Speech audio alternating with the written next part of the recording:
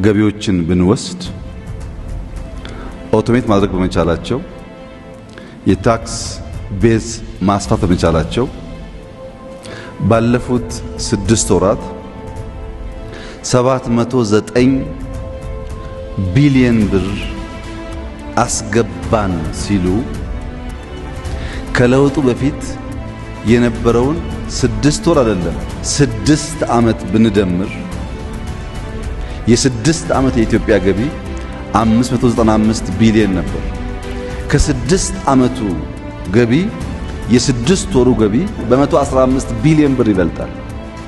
በዚህ ዓመት ግባችን በክልሎች ፕላስ ኦር ማይነስ 1 ትሪሊየን በፌደራል ፕላስ ኦር ማይነስ 1.5 ትሪሊየን በድምሩ 2.5 ትሪሊየን ብር ማስገባት ብንችል ወጪያችን ለመሸፈን ከሚያግዘው ድጋፍ በተጨማሪ በኢትዮጵያ ታክስ ቱ ጂዲፒ ሬሾ ያለውን ውስንነት ያሻሽለዋል። ይሄ የመጣው በተቋም ሪፎርም ነው።